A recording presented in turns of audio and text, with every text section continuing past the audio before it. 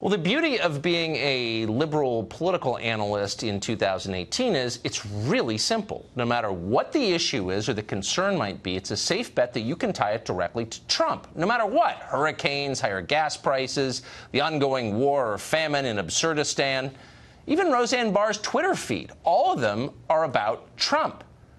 Watch this as college professor and professional shakedown artist Michael Eric Dyson shows how it's done. This is MSNBC last night. Well, we got a bigot in chief and we got a racist in residence. That's what it is. He has unleashed some of the most horrendous viewpoints, bigotries, and racism in this country. He's legitimated them. He's validated them. He said, look, it's okay. Come out the closet, stand up and speak straightforwardly, and tell the world what you believe. We lower our standards. It's unbelievable. I know we all hate Trump, but it's so stupid.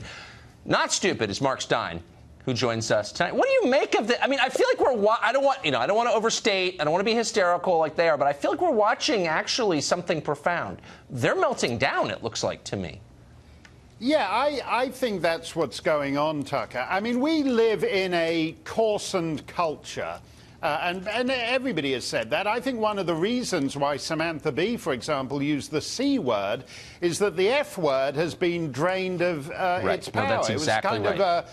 It was when, I believe it was Ken Tynan, I think, who first said the F word on TV on the BBC back in the 60s. The Irish playwright Brendan Behan had done it a couple of years before, but he was so drunk that nobody actually understood that that's the word he had used. So Ken Tynan got the credit for it on the BBC. And that word has so lost its force, in part because it's now said routinely on family shows that they've had to move to, Samantha Bee had to move to the C word. What I find interesting was the crowd went deliriously wild about it. There's no joke there. There's no insight there. There's no particular point there. But the fact that she said the C word has the crowd. Well, we really got our value for money. If we'd been here, 120 years ago, we'd have wanted to see a trapeze artist or a tap dancer or an Irish tenor. But today we're happy to go into a theatre and cheer deliriously when somebody says the C word. And that's actually something that, if anyone digs that clip out in several decades, they'll be interested to look at, I think. Well, it really is like looking at old pictures of the Cultural Revolution from China with all these, children with their little red books and saluting all this nonsense. And you're thinking, how could a huge group of people go simultaneously insane? And it's just mass hysteria. It's a human thing. So what, in the end, is the effect of this? Do normal people look on and say, Samantha Bee has got to be, Kathy Griffin, too, two of the unhappiest people in America. I don't want anything they're selling. Or do they say, wow, sign me up for whatever she's got? No, I think that you're right to detect a certain joylessness in it. I think there's also a logic, though, because we're on two incompatible tracks. On the one hand, you have this general coarsening F word, C word, C word, F word. But on the other, you have ever more protected classes of people.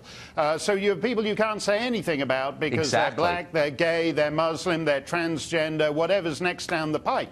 Which means that it's actually only people who are associated with Trump or who are religious conservatives or who are whatever. It's a very narrow sliver of people you can unleash the blizzard of F and C words on. And that's the contradiction. And as we've talked about before, Tucker, it's actually killing comedy. I mean, the fantastic thing about this clip is that it's a supposed comedy show. It's got writers. As Tammy was saying, it's pre-taped. It's all carefully edited, but there actually isn't a joke in there underneath. There's just the word. So if you could just quickly, I know it was only a couple of years ago, but remind me why NBC fired Billy Bush. He laughed at a joke that was less vulgar than this, and he got fired and they destroyed his life because why? Do you remember? Right. I don't remember.